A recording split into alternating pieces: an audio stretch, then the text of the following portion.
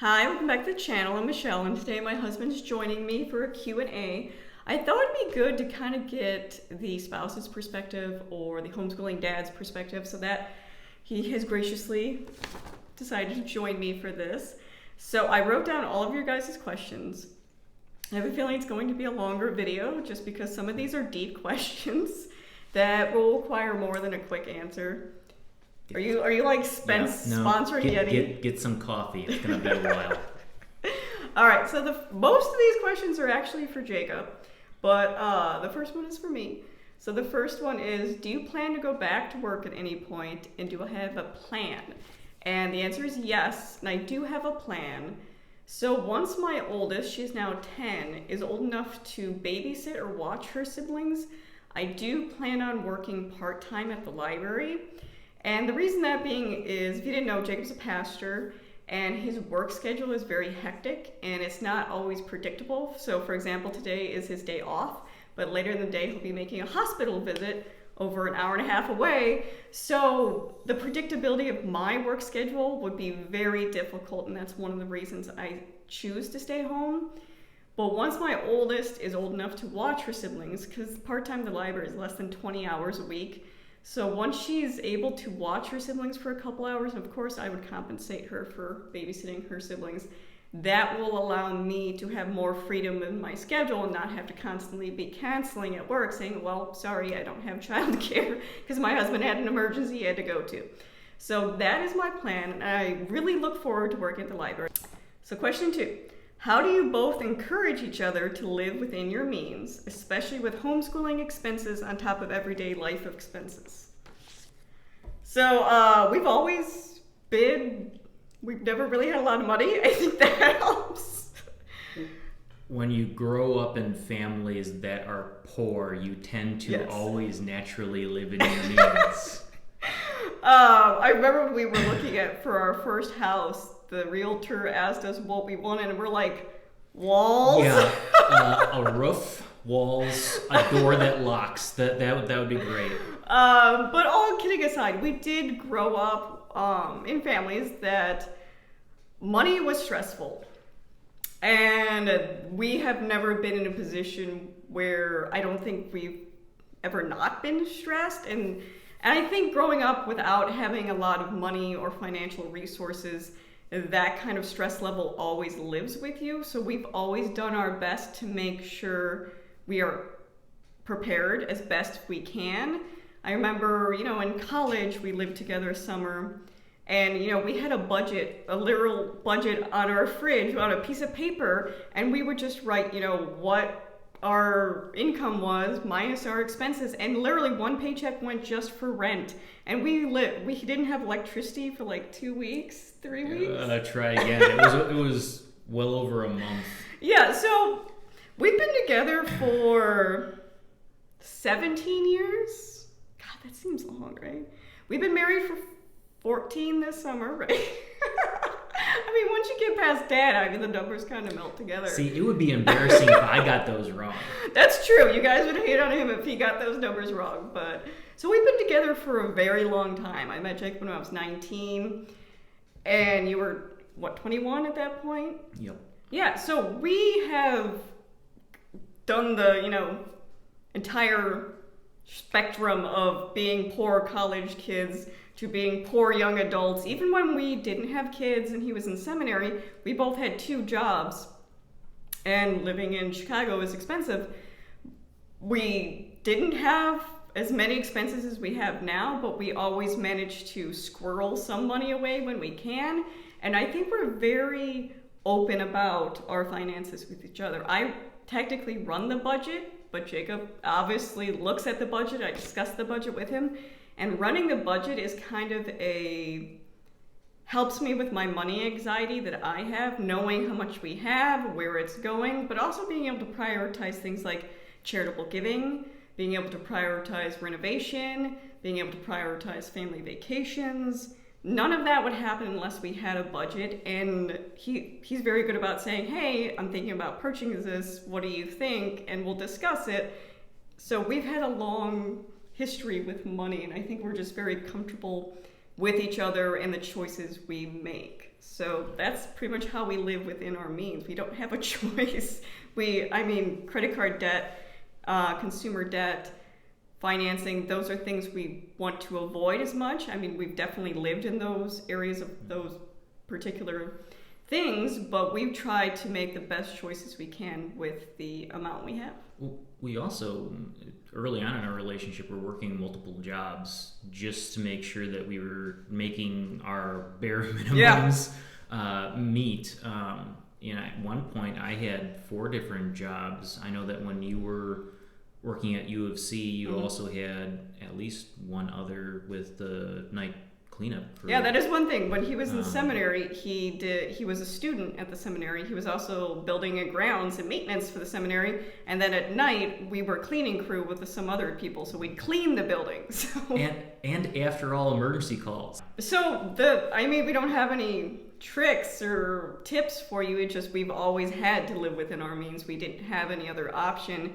And even now, we're a family of 5, single income. We're a gluten-free family of 5, which is an extra expense, and we have a limited income. Pastors don't, despite what some people believe, pastors don't make a lot of money. So being aware of... Real pastors don't make a lot of money. Yes. Being aware of what we have available and not overspending that. We've never been one of those to keep up with the Joneses. We've always done our own thing and never worried about it. So number 3, this one's for you. In what ways does he contribute to homeschooling aspect of your family? Does he have any input on curriculum choices? And has homeschooling changed your husband-wife dynamic? So first one, what is your role in our homeschooling? Well, I'm the one that gets to answer the hard questions. That is so true with math, especially. Yeah, with math. Occasionally you'll ask me to help with some of the science-y related stuff, and that's fine. I don't mind helping out with that. So I don't have a regular kind of day-to-day thing with the kiddos because his schedule. Most of my time I am dealing with other things, so I'm not always available for that. But I try to fill in the gaps in those places that there is that need for a little extra help. So yeah, he's definitely my backup. I would say Wednesdays he goes in a little later because he has church services Wednesday night. So he will mostly do core work with my 6-year-old because teaching a child to read is very humbling and frustrating. So he goes in with that because he's a lot more patient than me a lot. And I also think it's good for the kids to get a different perspective and idea that's not always just mom. So he will do math with my 6-year-old. He'll do reading. She'll do her handwriting, things like that. Same thing with Fridays. Usually Fridays are his day off. He will help with her on Fridays. And then if like he said before, 4th grade math, sometimes I don't understand the way they're teaching it. So I will either have him explain it to me or I will have my daughter go directly to him because he's more naturally gifted in that area. And same thing with science. He stepped in with that.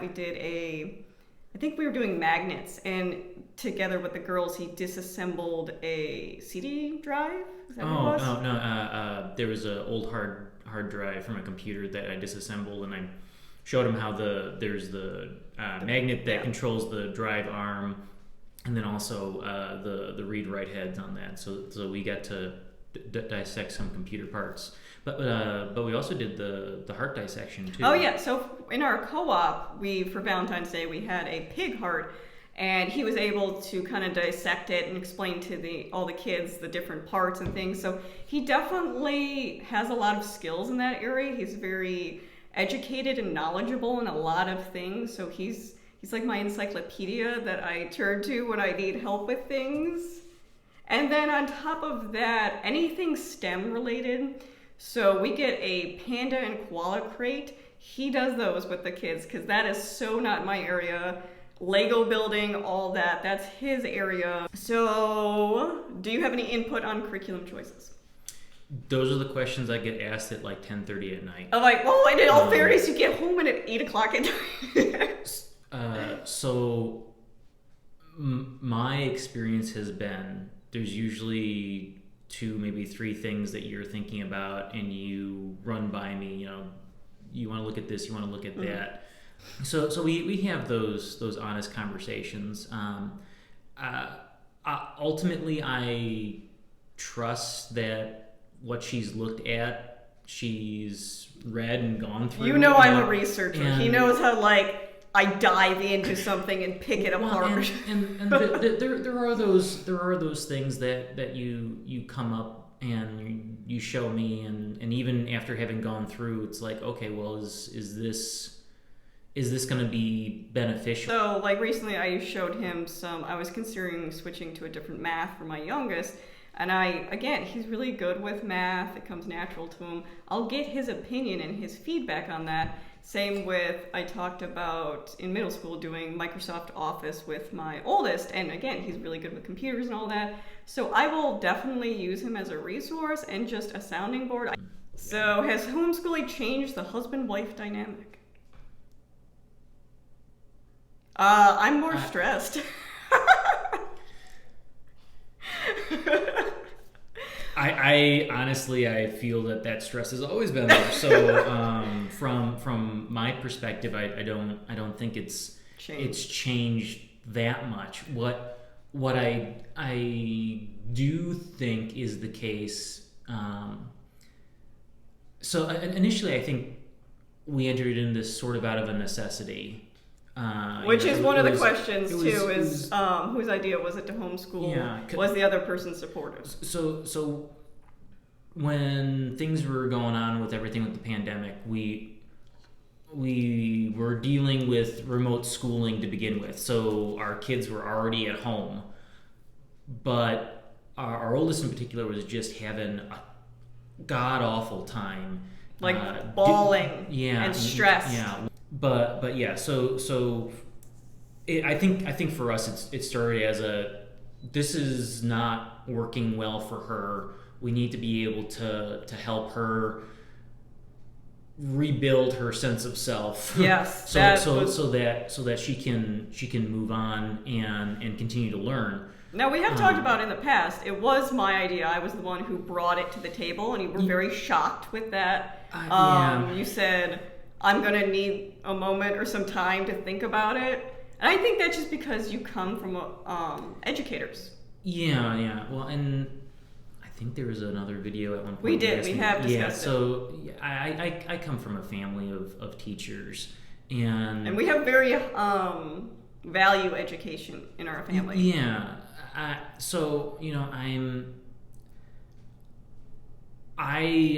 personally always want to make sure that those in the field of education have the resources, have the tools that they need to do the best that they possibly can. While the school district that we are in is a fairly good, robust school district, there are definitely a lot of growing edges, and the pandemic brought all that stuff to the forefront. So I agree with that. So, honest to goodness, I don't even know if this would have happened had it not been for that. I don't think we ever would have approached homeschooling. I think that our kids would probably have stayed in the public school We system. can't afford private school, if you're curious. Well, and even, quite honestly, even if we could, I'm not all that impressed with the options we have. Private school options that are around here. So, but that may not have answered your question. So yes, I approached the idea because I saw my daughter struggling day after day, the interactions she was having with the teachers, and it was not. Our motto is the best education for our children, and that was not the public school at that point. I'm not saying they'll never not return to public school. If there's ever a point where that tips, where the public school is a better option, I have no problem, and we always give our children the option of returning to public school every year as well. But for now, homeschooling fits the best. Well, and for our youngest daughter with her issues with celiac disease, it's just not a very safe environment for her. Yeah, that bothers me in the conversations with teachers. Hey, our kid has celiac disease. Is there a way that we could come up with some alternative instead of Play-Doh so that they don't have this stuff on their hands and their skin? And they always share desks and stuff. Accidental exposure type stuff. They're like, oh, well, we're not going to take Play-Doh out of our classroom. So she would be ostracized in the classroom because instead of being welcome. So that is another reason. But luckily, persuading, I don't think I had to persuade you. I think you, again, trust my judgment, my thoughts. I gave you some information. And ultimately, I think that trust exists, that we can't do any worse than the public school was doing. And again, from my perspective, I think it was one of those things that it came out of a necessity because of the situation that we saw going on with our kids. Yeah. And we wanted to make sure that they had a good environment where they could learn and weren't feeling beaten up. Yeah. I mean, that really was the big thing for me. I knew that my oldest daughter wasn't learning anything. She was just so emotionally destroyed from that experience. All right, so that kind of answers the, how does he help and support homeschooling? We discussed that one. Next one, how do you make your marriage a priority? Or how does he make? So I'll answer this too, but you can go. How do you make our marriage a priority? Well, after 14 years. Yeah, well, 14 years, almost 15 years of marriage, and over 17 years of a relationship. I think it's fair to say we're extremely comfortable with each other. Oh my God, probably too comfortable. Too comfortable. But no, I think you make a good point that because we've been together so long and we've never been near family, so we've always had to rely on each other, and that's difficult, but it's also given us this really solid foundation that we have each other, and sometimes that's all we had. Yeah, there were so many times early in our relationship that we were dealing with ridiculously heavy stuff. Yeah. That we were always much older than we were. Well, and so not to make comparisons. Being a pastor, I enter into folks and their relationships at all kinds of different stages, and I can honestly say there are some folks that have never ever had to deal with some of the things that we've had to deal with in our relationship. So, and since you bring up premarital counseling, that's one of the things that I bring up when I'm working with some of these couples that are thinking about getting married. It's like, okay, so what do you do if all of a sudden you find yourself in a situation where there's only one of you that's gainfully employed and the other person is now 8, 10, 12 months out of any kind of work in the prospects. What do you do when you get a pay cut or about to lose your job when your wife's 8 months pregnant? Oh, yeah, like and those are things that we've had to deal with. Michelle mentioned earlier the living without electricity for over a month. You develop strong bonds of trust and support when you have to endure those things together. And I hope that you feel that I would do what I can to help out with things if needed. I know that Michelle has made more than her fair share of sacrifices for things on my end too. We've lived in 3 different states. Yeah. Been involved with 4 different congregations, including and that doesn't even count the trips back and forth while you were still in college and I was in seminary and all that stuff. So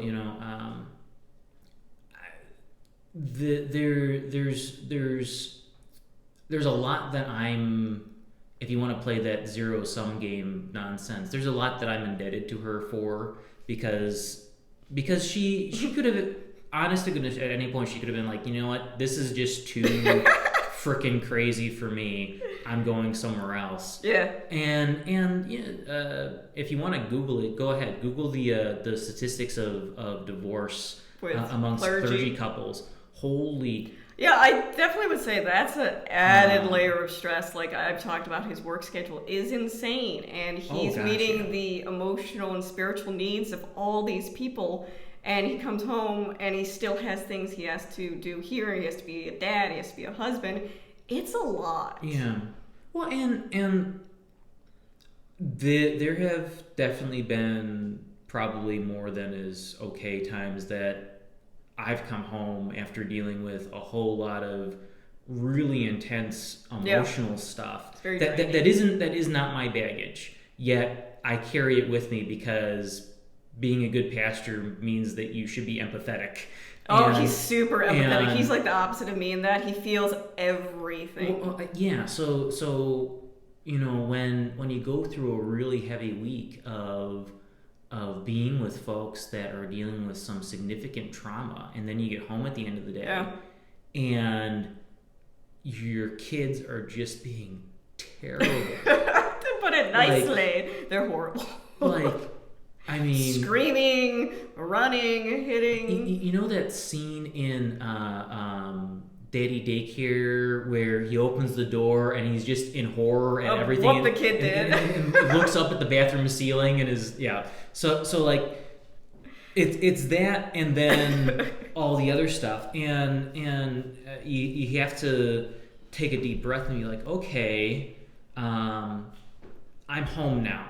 Yeah. I have to be dad, have to be husband now, and that's hard. And there's plenty of times I screw that up.